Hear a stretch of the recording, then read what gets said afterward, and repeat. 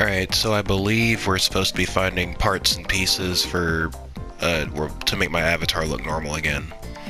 So, I guess we'll just ask around, since it doesn't seem like this place leads anywhere. Conceited hacker. Any hacker worth his salt doesn't take abnormal statuses lightly. They might wear off with time, but you'll be at a disadvantage if you leave them. What's wrong with you? No, you don't have to say it. You got your avatar in a normal status, eh? An experienced hacker like me knows all about it, so let me give you this nugget of advice. Go to the admins and get that fixed. Okay. Anxious man, you never want to run low on items for escaping dungeons. Your export, your home gate. Whoa, what's wrong with your avatar? You should tell the admins to do something. How in the world did you end up looking like that? Is that some sort of error, a hack? I'm kind of trying to figure that out myself. There's no such thing as having too many recovery items. That's just hacker common knowledge. I always have an extra or 3. What am I doing talking with a noob like you? I hope nobody saw me. Go on, get lost. Well, how nice of you. Nervous male student. Well, what are you doing? This space is supposed to be for members only. How did you get in here without a pass? Is that a typo? I'm pretty sure that's supposed to be a question. That last sentence. And your avatar's really weird. Are you some kind of rookie hacker? You know, you're not really wrong, but you don't need to know that. Shocked girl, how did you get in here? I know I locked the room. Is this a bug? And finally, distrustful dude. Who are you supposed to be? Are you a member of this chat room? I've never seen that avatar before. Okay, it doesn't look like any of these people are gonna help me, so I guess the only way out is back. Yeah, it triggers a cutscene. This way, come on. Guess I should go in the direction of that voice.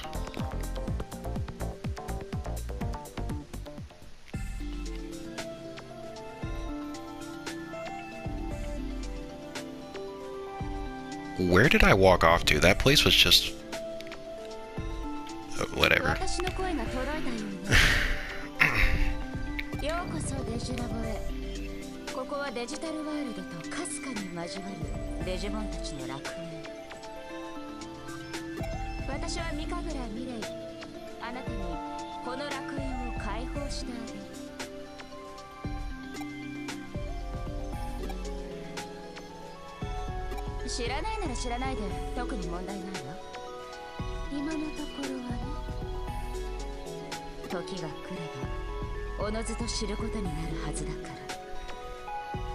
mean, I do know what the digital world is. I was just, you know, DigiLab.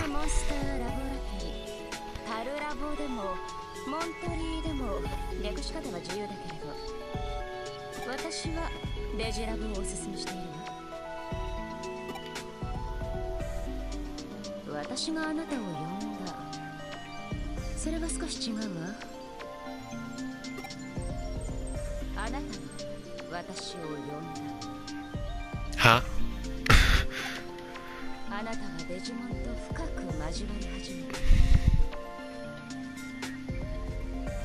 I mean, I only have one.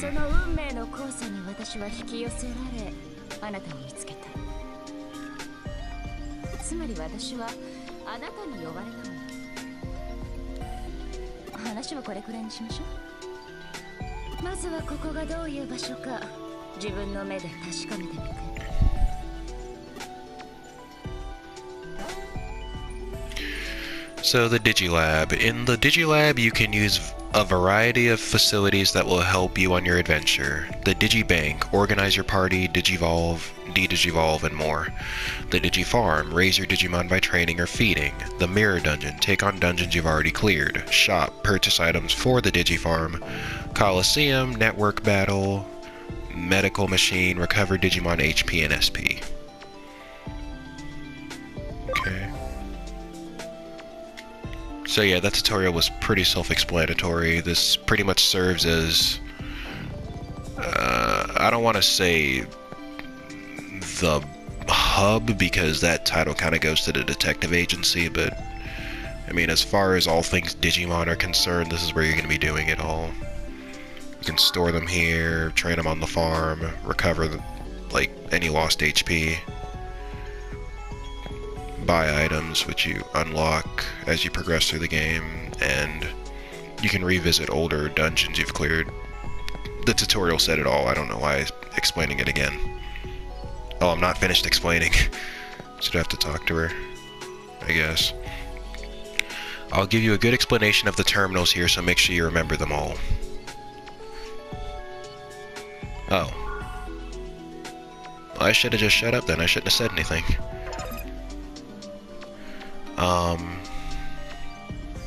So yeah, there's Terriermon, who's the only Digimon we have at the moment. So each Digimon can be managed. Party Digimon, the Digimon that move with you, you can take along up to 11 Digimon. Digibank, a place to store Digimon. Digimon come here right after a Digiconversion. Farm Island, Digifarms used to raise Digimon. One island can hold up to 10 Digimon. Okay. So party memory and memory use. The Digivice needed to take along Digimon has its own capacity. This is called the party memory, and you must keep your party Digimon's memory use below this value. Use memory up items to increase your party's memory. So yeah, that basically means, like right now we only have 20 memory, and each Digimon basically has a size. So we can only fill it up to 20, basically. So like Terriermon has a memory use of 4. So let's say theoretically we could only have up to 5 Terriermon in the party if that's what we wanted to do. Just as an example. So yeah, that moves them around. Digivolution and De-digivolution. Digivolving makes Digimon into even stronger versions of themselves. Digivolving returns a Digimon to level 1 but raises their max level and abilities. There is more than one Digivolution route, and Digimon can digivolve into various forms written in Digivolution guides depending on the conditions met. There are also Digimon you can get by fusing 2 Digimon together through DNA Digivolution. Digimon can also undergo De-digivolution. De-digivolving will make them weaker, but will increase their max level and abilities. Abilities affect not only the conditions for digivolving, but the maximum values of parameters you can enhance in Digifarms.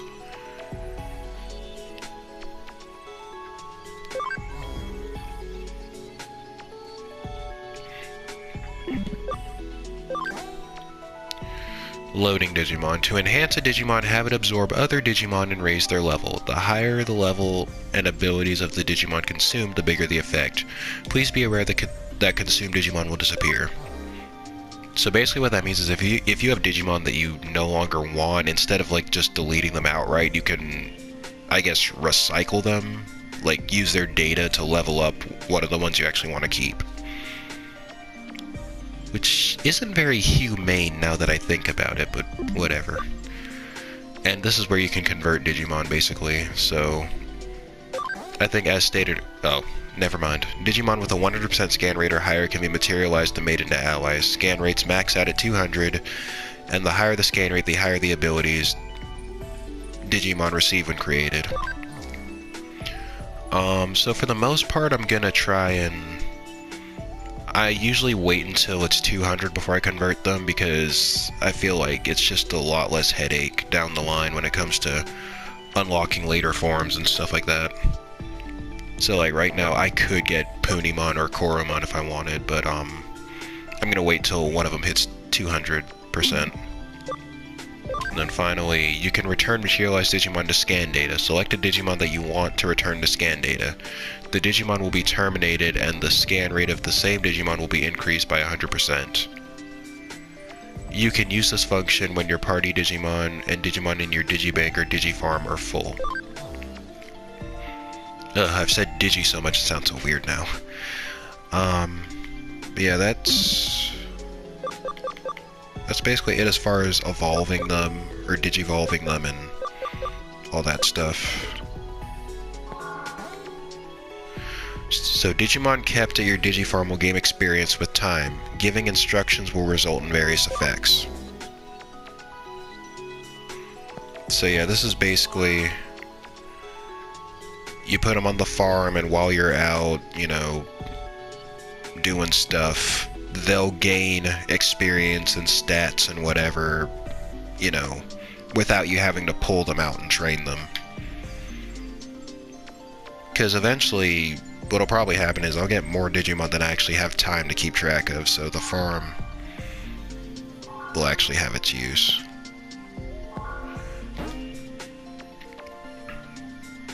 Does he have low HP? But basically clicking this will let you fully restore the HP and SP for your Digimon. Yep. This here is for online battles, which I don't plan on doing in this playthrough, but that's what it's there for. I don't know if those are... I don't remember if the one in this game is still relevant since Hacker's Memory is out, but yeah, that's where online battles happen. I already talked about the Mirror Dungeon. Welcome.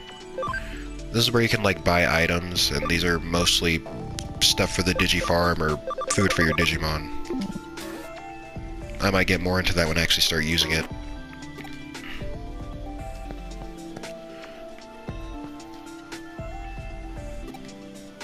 And that's the DigiLab, basically. What else do I need to do? Thought I was done here. I'll give you a good experience, so make sure you remember them all. Yeah, I looked at the Digibank.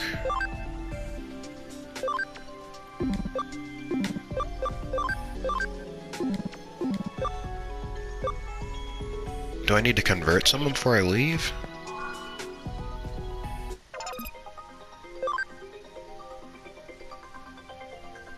Well, since I'm here, yeah, this is what the farm looks like.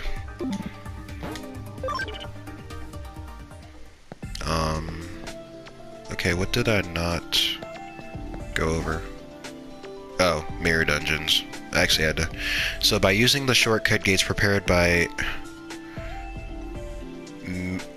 Mirei Mikagura, you can revisit dungeons you have explored in the past. You can accumulate experience, and there are various methods of use, such as collecting dropped items and Digimon scan data.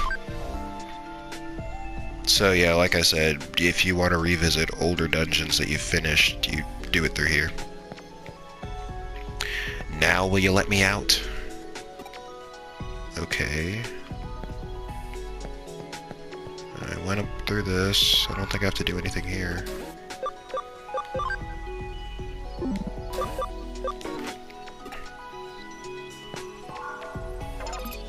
I know I went through all of this.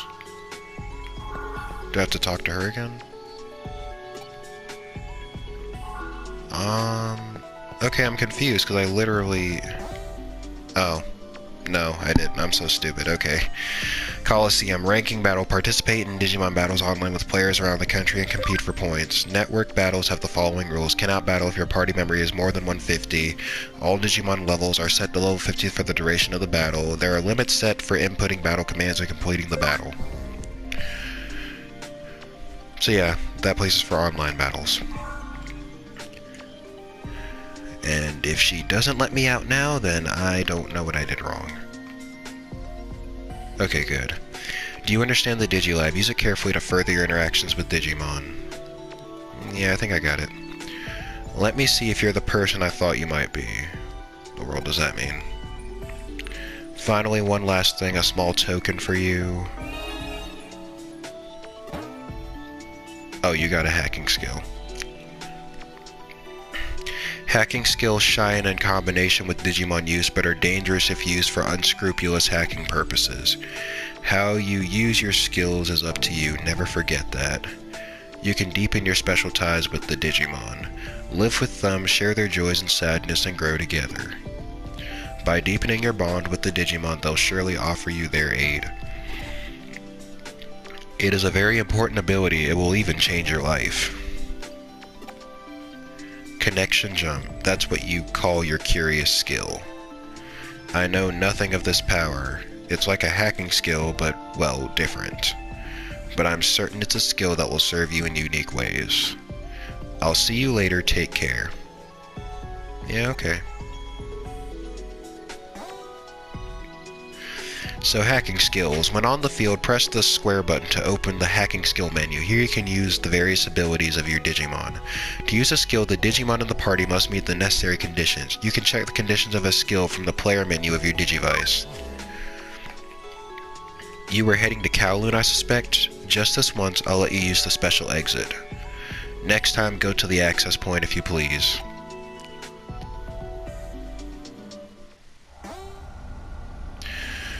Access points. Oh lord, this is gonna be it's gonna be full of tutorials.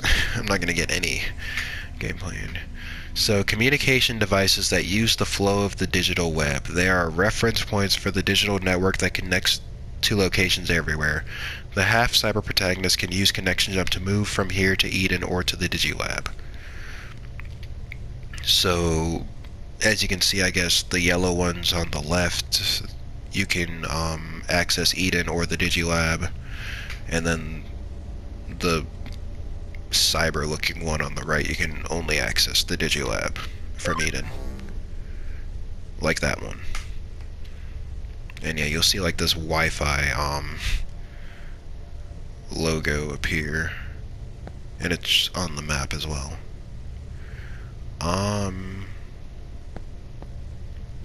So I guess let me save.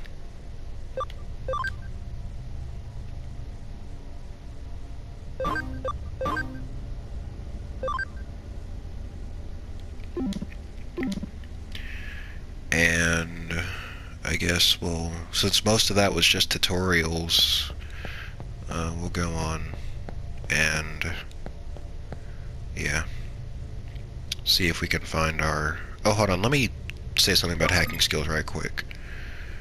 So, they said that, with hacking skills, certain conditions had to be met before you could, like, use them. So, like, for wall crack, I mean, that's one of the basic ones. As long as you have a Digimon, you can use it, but there are going to be others where it might say, well, you need to have a Digimon that's a virus type to use this, or you need to have 3 Digimon of a certain level, or something like that. So, you know, some of the more advanced skills. I need to stop explaining these things before the game does. I'm getting ahead of myself. You can eliminate secure firewalls that block your way and continue your progress. The skill has different levels depending on the resilience of the firewall, and you won't be able to take down a firewall if your wall crack skill level isn't high enough. Yeah, so like you just saw when I opened the menu, there are different levels for the wall crack skill.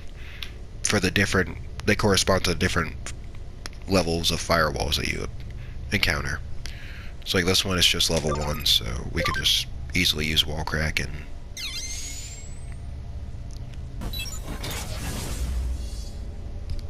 clear it.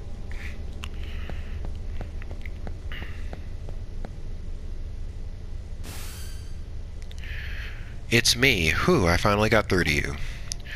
I lost your trace info and had to search again. Where did you wander off to this time? I see, so you ran into Mirei Mikagura. Yeah, you could say we're acquainted. Regardless, for there to have been a natural progression where you would meet her, you seem to have the craziest luck.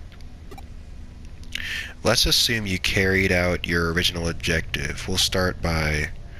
What? You already broke through the firewall? Well done. You saved me some time. Hee hee. Alright, on to our next move. I scanned the area around the entrance to Kowloon and marked key junk data sites. Junk data will serve as your body parts. You need to go find and retrieve some. It's something of a stopgap measure, and it may not be a perfect solution, but I'm sure your skills are up to the task. This is a key step to returning your body to normal, so buck up and get to work. It's okay, searching for a body part isn't as hard as defeating 48 demons now, is it? No, I guess it isn't. Think of it as an emergency measure. I look forward to meeting you in your normal body. Digiline. This is a tool for communicating with people who aren't in the same place. You'll receive messages from your friends and Digimon in your Digifarms. If a notification appears in the bottom right of your screen, click the touchpad button or check your received messages from the Digiline menu of your Digivice. You should also reply to your messages when you receive one that needs a reply.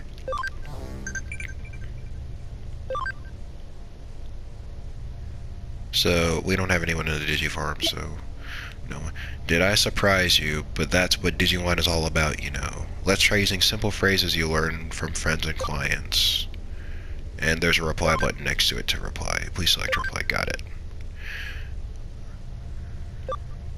The Digimon on farms will be ecstatic if you respond to their Digiline messages.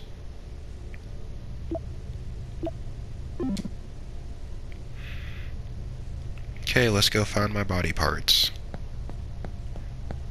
Sounded really weird coming out of my mouth, but yeah. That looks like one of them. Yeah, and every time we're gonna have to fight for him, I guess. So registered field guide. Scan data for new Digimon will be collected, and the Digimon will be registered to the field guide of your Digivice. At the DigiLab, you can digi-convert and browse detailed data by making friends with the Digimon through Digivolution and De-digivolution. So I think what that means is you get the detailed data when you actually, like, convert them and start using them. Whereas if you only see them, they're just registered. Anyway, let's take these guys out. I switched it off a hard mode, so it shouldn't be too much of a... Got avatar part, cool. So while I'm walking through here, I did say there was another reason why I switched the game off a hard mode. It's mostly because, I mean, last time I played the game, I got really into, like, grinding out my Digimon and trying to get all the ones I liked from the anime, and it took up a lot of time, and I'm gonna try not to do that for this walkthrough. I'm just gonna kind of go with the flow, you know. I'm not gonna, like, you know, put in an ungodly amount of time trying to get a certain Digimon. I'm just gonna get what I can. I'm mostly gonna focus on the story. So that's one of the reasons why I decided, you know, I'll just switch it off of hard mode, because with hard mode, especially a lot of the later fights, you're kind of going to have to grind out certain Digimon to get past certain fights. Okay, we were already over here. We got that chest, but we need the...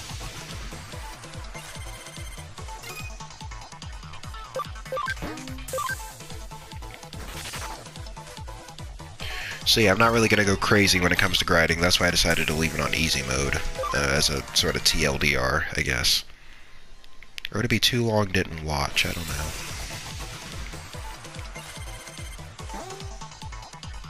So types and attributes, this is where they get into it. So Digimon all have types and attributes, each with their own affinity. A Digimon's type is shown in a mark in the upper left part of the stats, and its attribute is displayed by color. During target selection, good affinity is shown with a red target ring and bad affinity with a blue target ring. Consider affinities when choosing when to attack. So, yeah, basically red means you'll have an advantage against whoever you're about to hit, and blue means you're not. So there are 4 attributes: virus, vaccine, data, and free.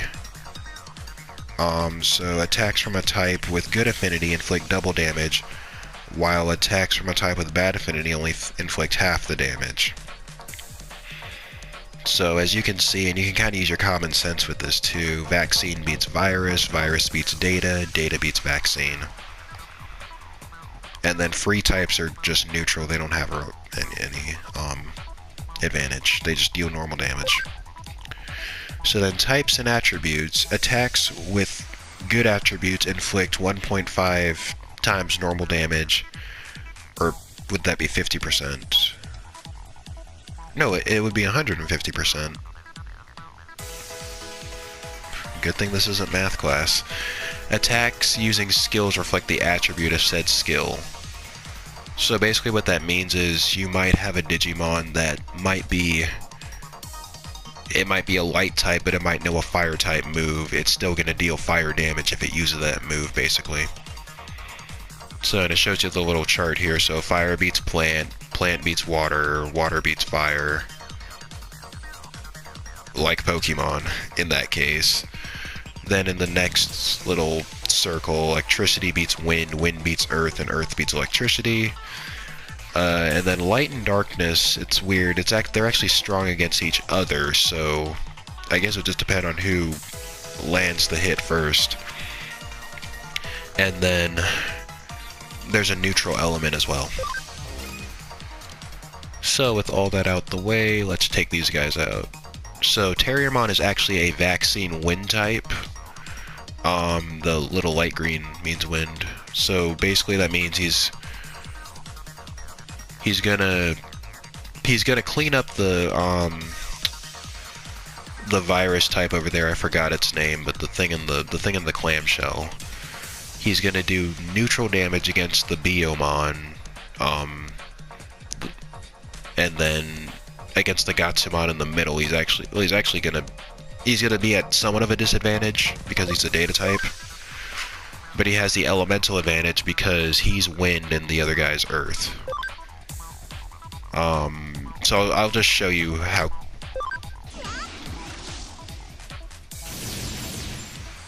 See, it did massive damage to the virus type, so damage to the vaccine, and a little less to the data.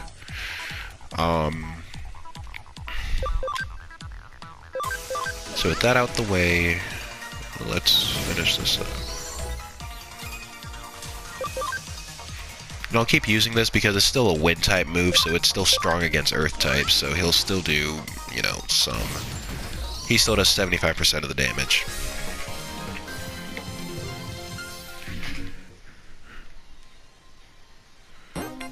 Got avatar part.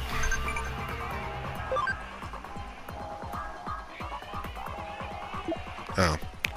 Such a quick reply, I'm impressed. Guess you get a reply to a reply sometimes. Yeah, sure.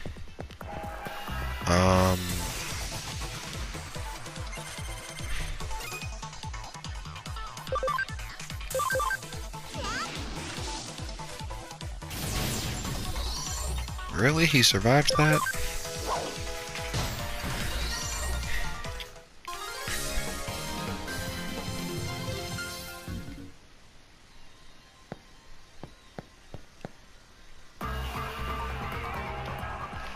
So now we could finally bypass that firewall. Because we went the other way when we met that, the first time we went the other way, so we're gonna go through the firewall this time.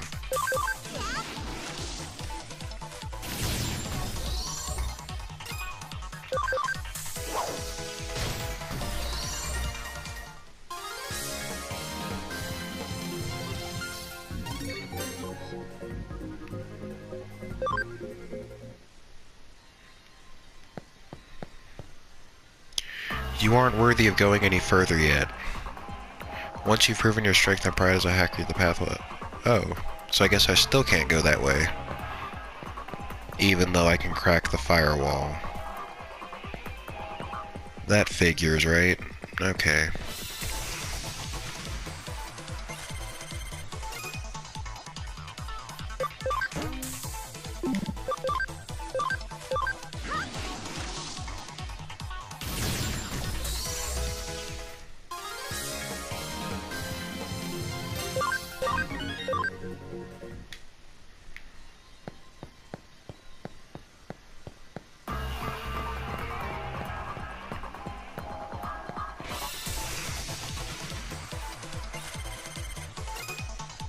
At that rate, that green one over there is gonna be,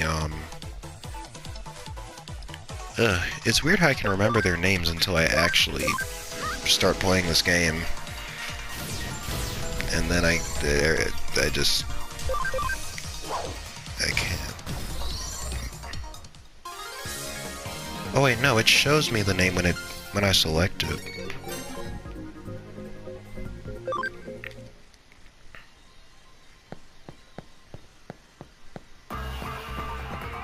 Anyway, so I guess we'll go this way again. Yeah, there's some unopened treasure chests, so I guess we're going the right way. I call them treasure chests, but they're not really treasure chests. But they serve the same purpose. And there's the final avatar part.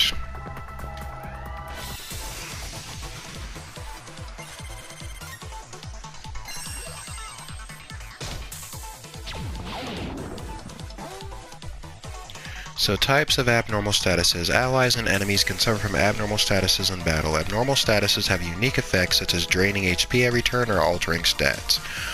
All abnormal statuses are undone at the end of battle. So the question mark means confused, mean you can't control them, and they attack random targets. That includes your allies. Paralyzed means they can't move for a set period of time. Sleep means they can't move, period. Stun means it reduces their speed and it puts them lower in the timeline. No self-healing.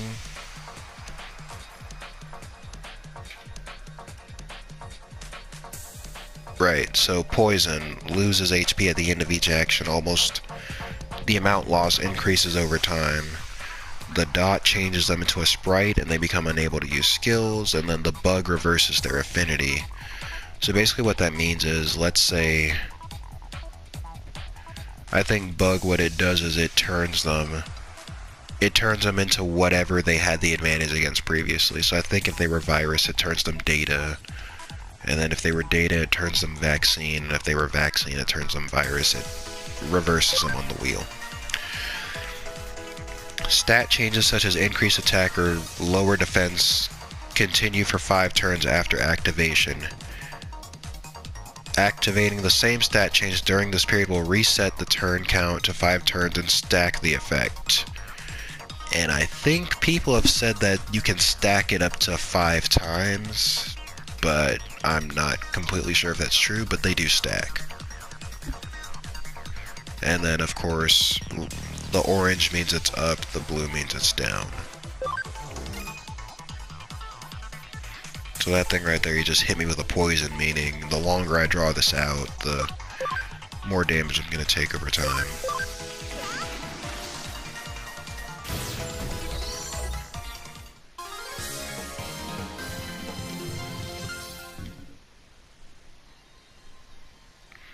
That should be the last of them.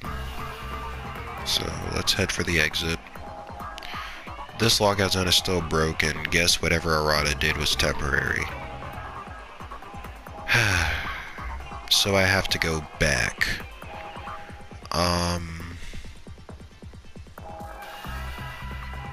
You know, I might cut that out because you're not going to see anything they haven't already seen. And it's probably just going to be chock full of random encounters, so I guess I'll see you on the other side.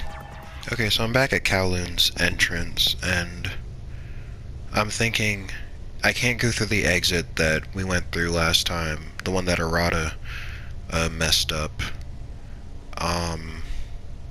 or that he temporarily fixed, whichever way you want to take it. I can't get past the wall that that the guy is standing in front of. So I'm thinking there has to be like more avatar parts around, and that's why I can't progress, because it's kind of implying that that exit behind me is the way out, but I don't have all the parts yet, so we're gonna look again, and we're gonna look thoroughly this time.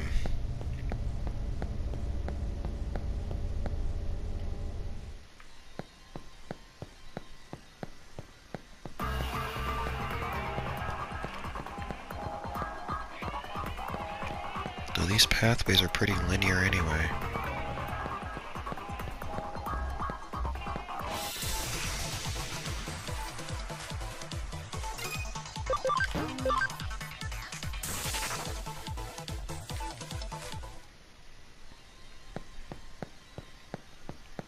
This is going to be a boring episode, I can I already feel it.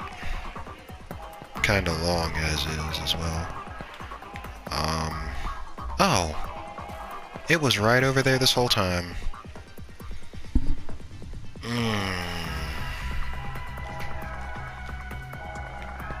I oughta smack myself.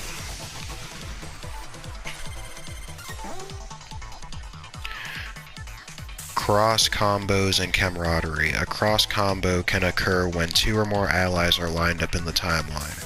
Cross combos power up attacks and skill effects with the help of allied Digimon. Cross combo effects are split into the following 4 types. Attack increases number of hits, attack skill increases damage, recovery skill increases the amount recovered, and stat charging skill increases the amount of charge. Cross combo occurrence rates are displayed on the timeline. The bigger the gauge number, the higher the rate. The gauge fills as you attack, and Digimon with higher camaraderie will have a higher occurrence rate.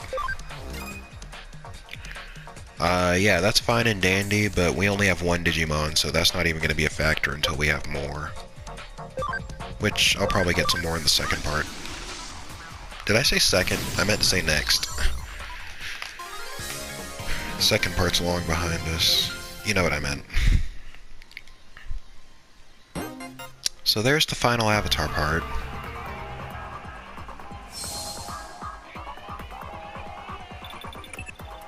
And we got our body back, at least in terms of appearances. Yeah, you at least look normal again, but it's not a perfect solution. But it's a big step. The objective has been met, come back to the agency. What's that? You don't know how to get back? Try logging out like you always do. Since you went in through an agency terminal, my guess is that you should come out through one. But to be honest, in your case, I don't know what will happen until we try. In the worst case, if your data gets scattered throughout the network, I'll salvage as much as I can.